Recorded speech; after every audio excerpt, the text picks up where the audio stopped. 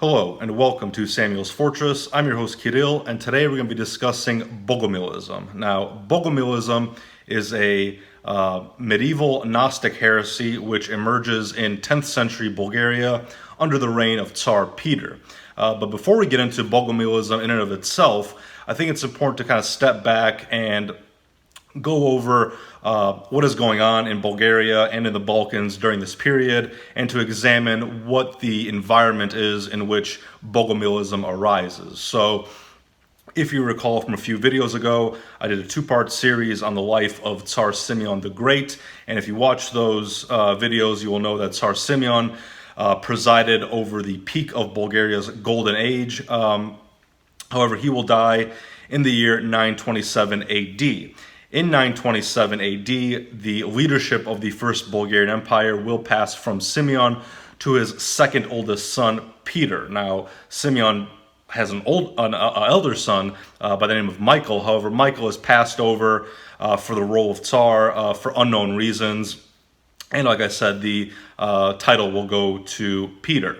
Now, Peter is a bit too young to rule in 927 with the death of his father. So for a short period of time, we will see a crown regent, a man by the name of George Surseval, who is Peter's uncle. And he will be, like I said, directly governing the empire until Peter is ready to take control. Now, Surseval, what he does very shortly after Simeon's death is attacks the Byzantine Empire through a series of Thracian raids. And these Thracian raids are meant to demonstrate Bulgaria's strength after the death of Simeon.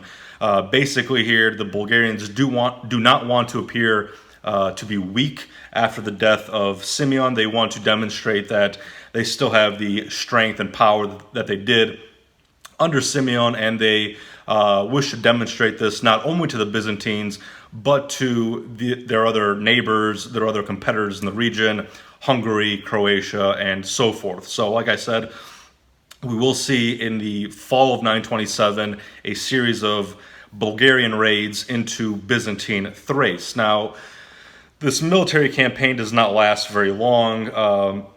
Once the Bulgarians demonstrate that they still have the military strength that they did under Simeon, they sit down with the Byzantines and negotiate a peace treaty which will last for several decades. This will be a lasting peace. Now, there are several terms of this peace agreement. For one, Peter is recognized by the Byzantines as the Tsar of the Bulgarians. His imperial title is recognized. The Bulgarian Church is also recognized as autocephalous, and the Byzantines recognize the Bulgarians' right to a patriarch of that church as well. Furthermore, kind of reaffirming the Treaty of 904, the Byzantines recognize the Bulgarians as the legitimate rulers of the Macedonian lands. Furthermore, the Byzantines will agree to pay an annual tribute to the Bulgarians. And in order to kind of symbolize this peace agreement between the Bulgarians and the Byzantines, a marriage will be arranged between Peter and a girl named Maria. Now, Maria will be the granddaughter of Tsar Simeon's Byzantine rival, Emperor Romanus. So Peter marries Maria. This again symbolizes this new peace between the two empires. And here I will quote from Matthew Spinka's A History of Christianity in the Balkans. Peter quickly fell under the guiding influence of his Greek wife, the shrewd and masterful Maria Irene. She became the center of the Hellenophile court coterie through which the will of the Byzantine emperor was carried out. The Tsaritsa brought with her many Greeks in her retinue and gradually made the court thoroughly Byzantine. The disaffection of quote-unquote Simeon's nobles with the abandonment of the traditional national policy soon flared up a revolt headed by the Tsar's youngest brother, John. It had for its object the deposition of Peter and the elevation to the throne of John. But the revolt was discovered in time, and John was forced to become a monk, imprisoned and later exiled to Constantinople. But sometime later, Emperor Romanos permitted him to leave his monastic prison and to marry an Armenian lady. Nevertheless, the spirit of disaffection did not abate, and in 930, a more serious political outbreak occurred when the elder brother of Peter, Michael, having left the monastery in which he had been forced, organized a revolt for the purpose of seizing supreme power. It was again destined to fail, for at the very beginning of the uprising, Michael had died, and the movement thereupon had collapsed. But the Serbs took advantage of the internecine wars, and led by Prince Chaslav, with Byzantine help, threw off the Bulgarian overlordship and set up an independent political organization in 931. With this event, the fall of the Bulgarian Empire was initiated. Moreover, during the decade that followed, Bulgaria was repeatedly invaded by various nomadic hordes, such as the Turkoman Magyars, who at the beginning of the 10th century had settled in the fertile plains of Hungary, and the relatively fierce Pechenegs, whose seat was in the southern steppe of Russia. As we just read, the reign of Tsar Peter is unsuccessful in the sense that he will oversee the decline of the First Bulgarian Empire from its high point under his father's reign, under the reign of Tsar Simeon the Great. So in that aspect, many people argue that Peter was, in a way, a failure. However, one of the benefits of Peter's reign is that he does oversee the completion of the Bulgarian nation-building process, which was started by his grandfather, Boris. And what we mean by this is that the Slavicization and the Christianization of the First Bulgarian Empire is completed during the reign of Peter during the 10th century.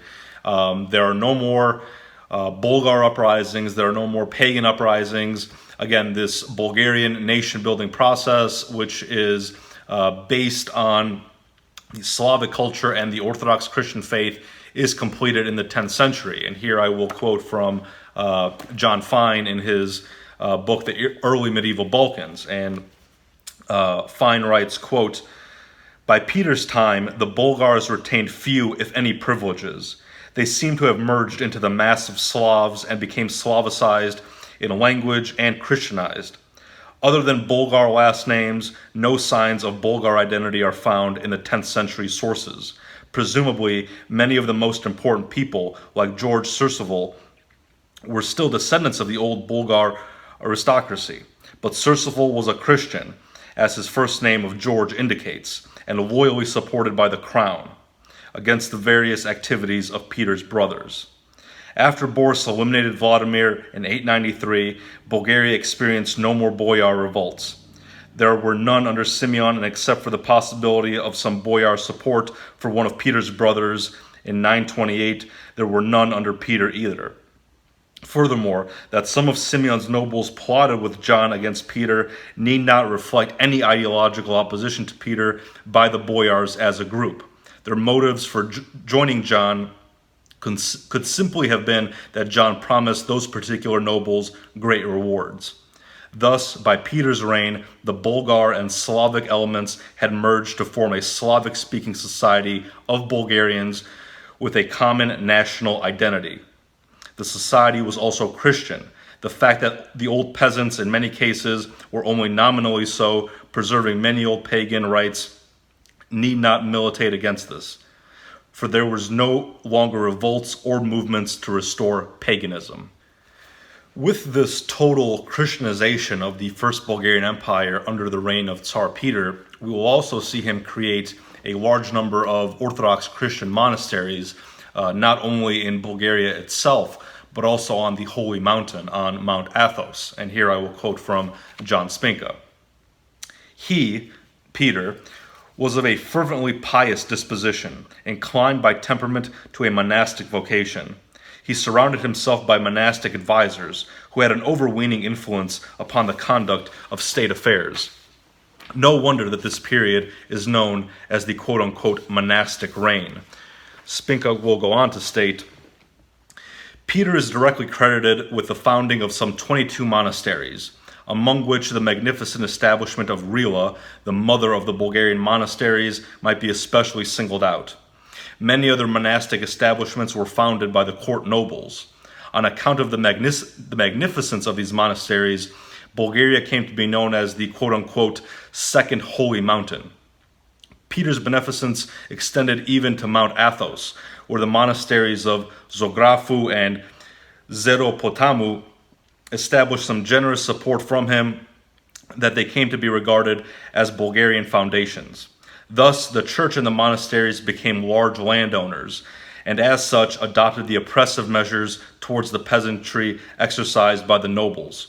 Hence, the higher clergy, both with hierarchy and the monastic superiors, gave themselves to luxury and ease, woefully neglecting their duties and earning for themselves the hate and detestation of the common people, whose miserable lot, whether under the nobles or under the ecclesiastical masters, grew increasingly more wretched. So what Spinka is getting at here is the fact that during the reign of Peter's father, Simeon, Bulgaria saw a massive growth in both wealth and territory. And during this golden age, which again starts under the reign of Boris, peaks during Simeon, and then starts to wane under Peter, this Bulgarian golden age is really only possible due to the wealth of the empire. However, the peasantry, the common Bulgarians, they do not benefit financially from this Bulgarian golden age, from the wealth of the empire. In fact, they are taxed quite heavily in order to support the empire's growth. So by the end of Simeon's reign, which we discussed in the previous videos, we have a dramatic gap in the wealth between the aristocracy, the nobles, and the peasantry. There is massive inequality and economic injustice. So what Spinka is talking about here with these monasteries is the fact that a lot of the wealth of the empire is poured into these monasteries, which are being built, and these monasteries are given basically large land grants. They become large landholders, and peasants begin working these monastic lands. However, due to the massive amount of wealth that these monasteries have been endowed with, the church hierarchy, the ecclesiastical hierarchy, starts becoming very corrupted by this wealth, and begins acting in ways that are not befitting of clergy.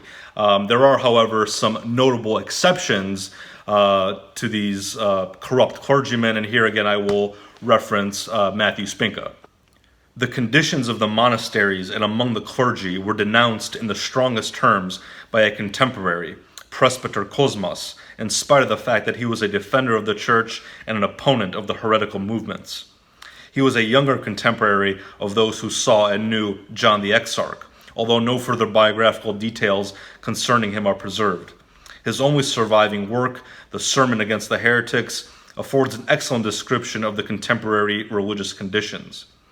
In spite of his desire to uphold the cause of the church against its opponents, Cosmas was constrained to admit that the monastic vows were honored more often in breach than in their observance. Many monks re-entered the world and married. Others assumed the habit but retained their connection to the world. They often turned into wandering vagabonds, begging for their daily bread, and causing grave scandal by their licentious living. In some instances, the monasteries became used as prisons for men of rank or even of royal lineage. Many monks transgressed the rule of chastity. In fact, the more pious and truly religious among the monks left their monasteries and retired into the wilderness, where they lived their life as hermits. The most outstanding of these was Ivan, who was later surnamed Rilski, because he lived in the wilderness of the Rila Mountains. In time, he became the patron saint of Bulgaria. As for the hierarchy and the clergy, Cosmas complains that they were equally censurable on account of their abandoned, profligate, lazy living, although he still regards them as better than the heretics. Quote, "Even if the Orthodox priests live in laziness, as you accuse them of, at least they do not blaspheme the Godhead."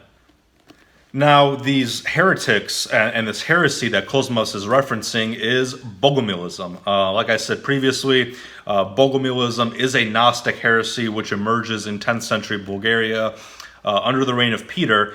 And what's important to know is that this heresy of Bogomilism is not entirely new or unique. It is a version of the Gnostic heresy that's been around for centuries. For, like I said, centuries prior in the Near East, in Armenia, we have these Gnostic heresies existing under different names: Manichaeism, Paulicianism. Eventually, in the 10th century, the Gnostic heresies will arrive to the Balkans, in Bulgaria in particular, and take the form of Bogomilism. Eventually, these Gnostic heretics will move further west towards Italy, France, Spain, and will become known as Cathars. So this Gnostic heresy takes different names regarding on the time and place in which it emerges, and there are different particularities based on the region that the Gnostic heresies emerge in. So what the Cathars believe is not exactly the same as what the Paulicians believe. What the Manichaeans believe is not exactly what the Bogomils believe. There are differences, regional differences in these Gnostic heresies that emerge. However, Gnosticism does have certain core tenets that all of these different heresies share. Now, although I will go into a bit of what these Gnostic heresies contain, I'm not really theologically qualified to really get into any great detail on the Gnostic heresies themselves. If you want to know more about Gnosticism and the theological differences between Gnosticism and Orthodox Christianity, I'd recommend checking someone like Jay Dyer out, who I know has done countless hours of work going over the particular details of Gnosticism. But like I said, Gnosticism is essentially a heretical, non-orthodox theological movement which perverts the Christian worldview. And I will quote here from John Fine in regard to these tenets of Gnosticism. These heretics held a dualist worldview, one which believes in two principles: one good, identified with the spirit world, who created the world and our souls, and the other evil, connected with matter, who created the visible world and human bodies. They had various cosmological myths, but their idea was as follows. God had two sons, Satan and Christ. Both were entirely spiritual beings. Satan rebelled and created matter, made the world and everything on it, including men. However, he could not create life by himself, so he had to receive help from the spiritual father to put life into his creation. There are different stories as to how this was done. The two most common have God either breathing on the clay man or Satan imprisoning an angel in the clay. In the former, God's breath, and in the latter, the angel becomes our souls, which are imprisoned in the matter. Thus, creation is identified with Satan, who becomes the God of the Old Testament. For this reason, the dualists reject the Old Testament. Meanwhile, the good principle and the good Son, Christ, remain in the spiritual kingdom, while human souls imprisoned in earthly bodies desire to escape from matter and return to it. Since they did not know how, God sent Christ to earth with a message to explain the way. Christ, however, was entirely spirit. He only appeared to be a man, but did not really undergo any of the earthly experiences attributed to him. Thus, he was not really born and did not really die, for he could not take on the evil of matter. His message of how to escape from matter is contained in the Gospels. In simplified form, he taught the following. Souls, through reproduction of sin on earth, have become perpetually bound to this world. As a result, when a man dies, his soul is reborn in another earthly body. The only way to escape to heaven is to lead an ascetic life, praying so many times a day and practicing only spiritual sacraments, avoiding worship of all material objects, baptism with water, crosses, icons, churches, etc. One must avoid sex and marriage, and anything born of sexual acts, such as meat. So what we see here is that the Bogomils and the Gnostic heretics in general view all material objects, everything that exists in our material world, including man himself, as evil and a creation of Satan. Therefore, the Bogomils and the Gnostics will deny the human nature of Christ, which is central to the Orthodox faith. And the reason they do this, again, is because they view Christ as being the pure manifestation of good, and therefore, since material objects and the material form that man takes is a result of Satan's creation, it is impossible for Christ to take human form, because Christ, being purely good, cannot be tainted or corrupted by material creation, which was a result of Satan, and therefore Christ can never take human form.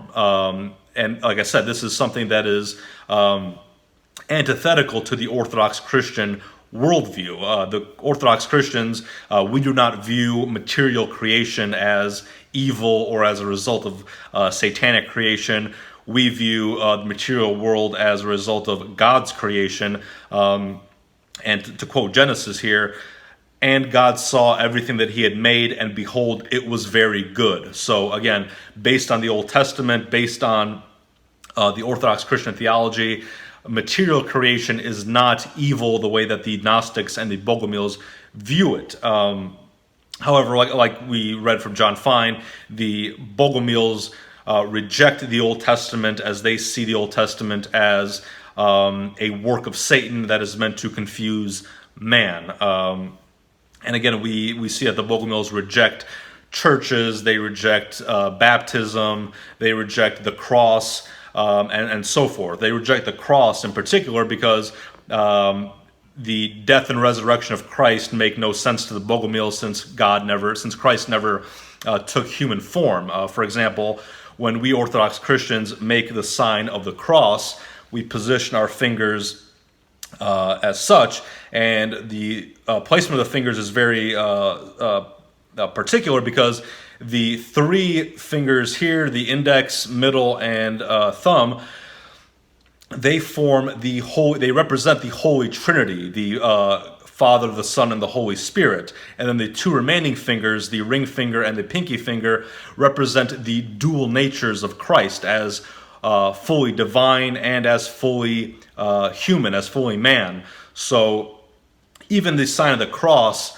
that Orthodox Christians make would be something that the Bogomils would reject. First of all, they reject the cross. Second of all, they reject the human nature of Christ. It is not very clear whether they reject the Trinity. There is some debate that I've seen whether the Bogomils and the Gnostics would view themselves as Trinitarians or not.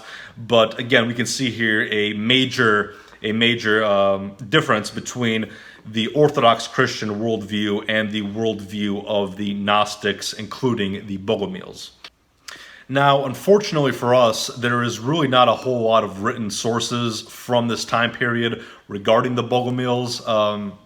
The Bogomils themselves don't really leave any written record. There's a little bit written about them from the Patriarch of Constantinople, who basically views them as a continuation of the Manichaean and Paulician Gnostic heresies from centuries prior.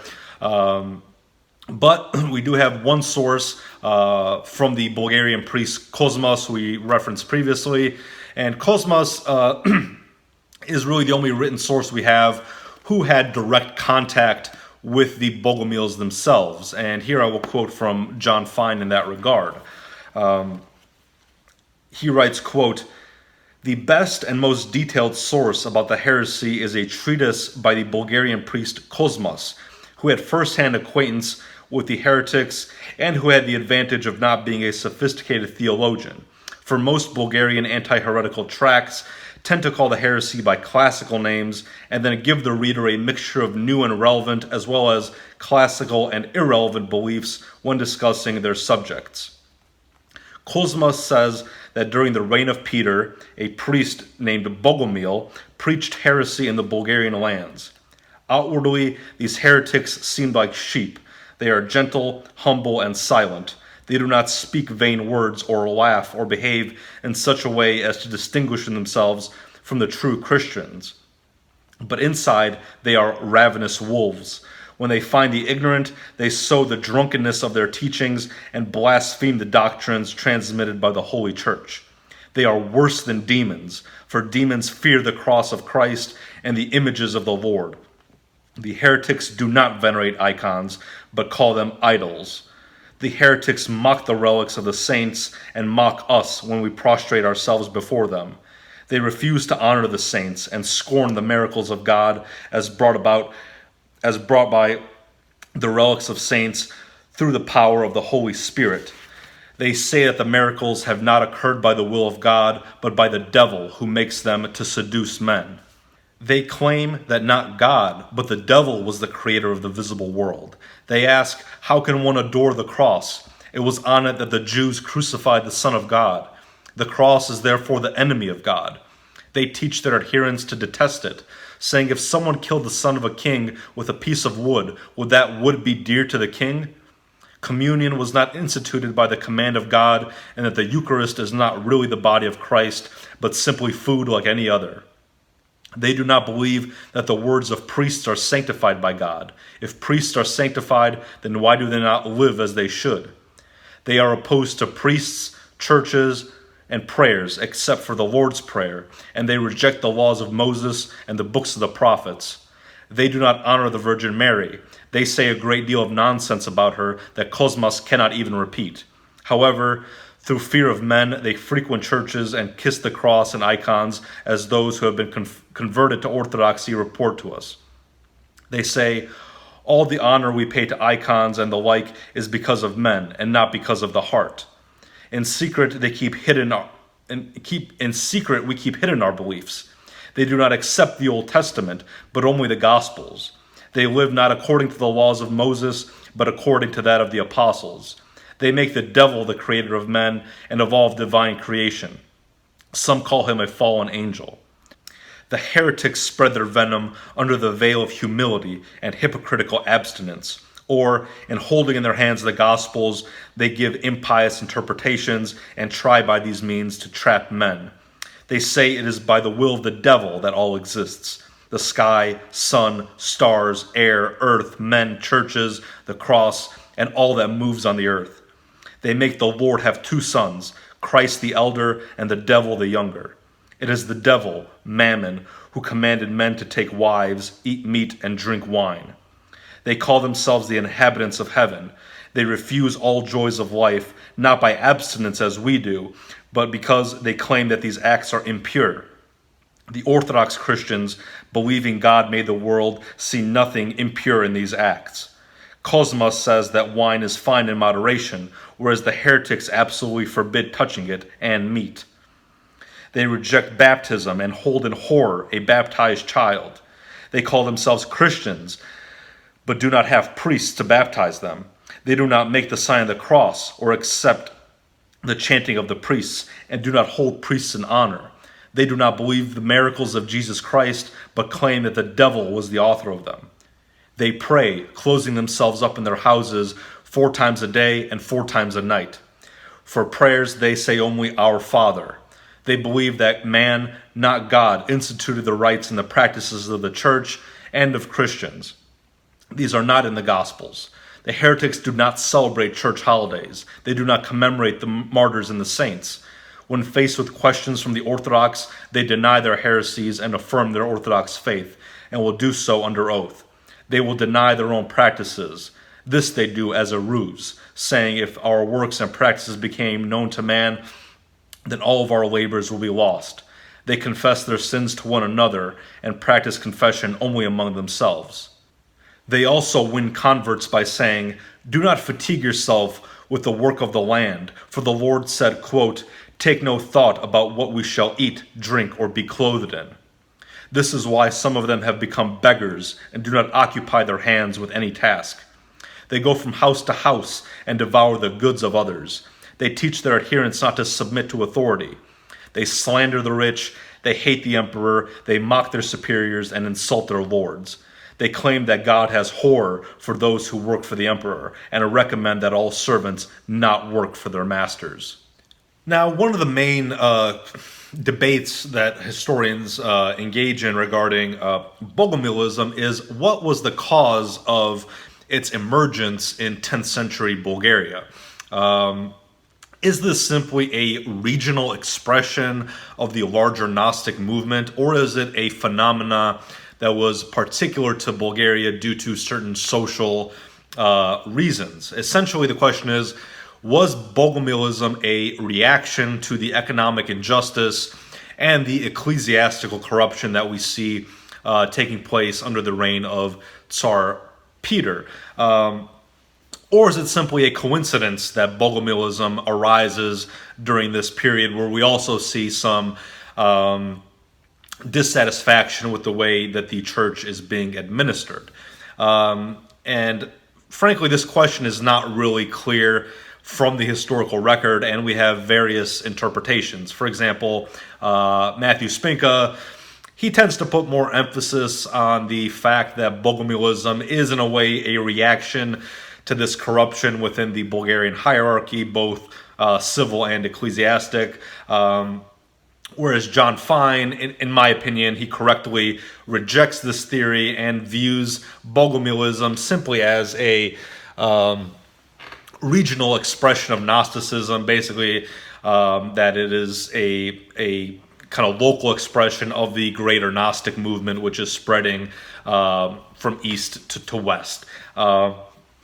And one of the reasons that John Fine kind of rejects the theory that Bogomilism is a social reaction to the corruption, if you will, within the Bulgarian society is due to the fact that it is not really, there's no real evidence that this was a mass movement or that Bogomilism was accepted by large portions of the Bulgarian population. A lot of the people who tend to think this is a social reaction to corruption within Bulgarian society kind of paint Bogomilism as a widespread movement, that it has kind of widespread support amongst the people, amongst the peasantry. And John Fine here, again, correctly in my opinion, states that there's no real evidence that Bogomilism is as widespread as previously thought, that it is basically a small, essentially insignificant movement that lacks popular support. And here I will quote from him directly. John Fine writes, quote, "Thus, we probably should conclude that though Bogomilism had social aspects to its teachings, it did not become a peasant or social movement. When these facts are combined with the fact that there are only a handful of scattered sources about Bogomilism in Bulgaria, sometimes with over a century between one reference and the next, and with the fact that none of these sources state that it had a large following, though some state Bogomilism was scattered over a large area throughout Bulgaria, it seems that there are strong grounds to consider that Bogomilism was a small movement. Since the Bogomils cannot be found playing a role in any political or social event in Bulgarian history, Bogomilism probably had a little impact on Bulgarian history. Thus, I think it should be regarded as an interesting but small sect whose membership was attracted, on the whole, to a religious doctrine. These Bulgarian dualists had a major role in sowing the seeds of the dualist movement throughout the Mediterranean area, with strong assistance from the Byzantine Bogomils, who seem to have been the chief middlemen. Thus, they acquired great prestige among foreign dualists. However, if we are analyzing Bulgarian history as a whole and significant movements and causes of historical developments in Bulgaria, Bogomilism's importance has been tremendously exaggerated in all historical works. In fact, other than nuisance value to alarmist Orthodox churchmen and the curiosity value of its interesting worldview, one would be justified in writing a history of medieval Bulgaria without even mentioning the Bogomils at all, just as one could write a history of the United States without mentioning the Mennonites or the Quakers. The overwhelming majority of Bulgarians, from their conversion to Christianity throughout their history, have been members of the Orthodox Church. In any case, the Bogomil sect, which arose in the time of Peter, lasted throughout the history of medieval Bulgaria, to be last heard of in Tarnovo, the capital of the Second Bulgarian Empire, in the middle of the 14th century. Before we end the video, I do want to address a reoccurring and very slanderous allegation that I've seen over and over again over the years of studying Bulgarian history, of studying medieval Bulgarian history, and that is the allegation or the accusation that Tsar Samuel was either a Bogomil or supported the Bogomils, or that the first Bulgarian Empire under Tsar Samuel was somehow a Bogomil Empire. Now, I find this extremely slanderous due to the fact that Tsar Samuel, by all historical record, is a pious Orthodox man, and to slander him as some sort of blasphemous heretic is completely unwarranted, especially when there is absolutely no evidence to support this allegation. For example, if we go on the Wikipedia page for Bogomilism, the English language Wikipedia page, and this might change, but this is what it states on today's date, September 12th, 2021. The Bogomilism Wikipedia page writes, quote, "Most probably, as Samuel of Bulgaria revolted against the Byzantine Empire, he relied on the popular support of the movement, of the Bogomil movement." And I should state that there's absolutely no reference or citation following this statement. So, again, we see this allegation time and time again. However, there's absolutely no evidence to support this accusation that Samuel was a Bogomil. And John Fine does an excellent job here of refuting this claim. He has a whole section entitled "Samuel and the Bogomils," which I will quote now in its entirety. "Various scholars have tried to show, or have even stated as a fact with no discussion, that Samuel was a Bogomil, or else that he supported that heresy or was supported by it. There is no evidence to support any such claim. His name shows that he was not of Bogomil origin, since Bogomils rejected the Old Testament. Of course, he could have converted later, but other facts do not support this. He restored the Bulgarian Orthodox Patriarchate by establishing Damian in Ohrid. He transferred relics from a conquered Greek church in Thessaly to his town of Prespa on one occasion. He also built a church with carved crosses on it in 993, which violated two Bogomil precepts. And when these facts are combined with the lack of any evidence about him in connection with the Bogomils, it must be concluded that he was Orthodox. But it is worth noting that the building of at least one church does not prove outright he could not have been a Bogomil. He could have been a fairly indifferent one who built the church to please a wife or a local population. In Bosnia and Herzegovina, for example, in the 15th century, rulers erected churches for wives of other faiths, and later Turkish pashas on occasions built churches for Christian wives or concubines. It is clear that Samuel was trying to unite considerable territory under his rule, and then rally it behind him for his Byzantine wars. If the Bogomils had a following of significant size, which is not known, he presumably would have tolerated them, and there is no evidence of any persecution under him. This tolerance could be expected in any case, for in the medieval Balkans, excluding occasional Byzantine actions in the areas under imperial rule, very few acts of religious intolerance or fanaticism were carried out by Slavic rulers. But as noted, there is no reference in any reliable source about Samuel's relations with the heretics, and no source mentions them during Samuel's long wars with Byzantium, which suggests that theirs was a small movement. Had they been a major force, the Byzantine sources hostile to Samuel would presumably have tried to link him or his cause to the heresy in order to discredit him. If Samuel himself had been a Bogomil, these sources surely would have damned him with that fact. So we can clearly see here that there is absolutely no basis for this reoccurring allegation, this slanderous allegation and accusation that Tsar Samuel was a Bogomil or somehow supported the Bogomil movement. Even the Byzantine sources, which would have surely benefited from portraying him in this light, do not indicate that he was a Bogomil. So it's time to put an end to this reoccurring allegation that Tsar Samuel was some sort of blasphemous heretic. By all accounts, Tsar Samuel was a devout Orthodox Christian leader. So on that note, we will end the video. Please stay tuned for future videos. But until then, thank you very much for watching, and I will see you next time.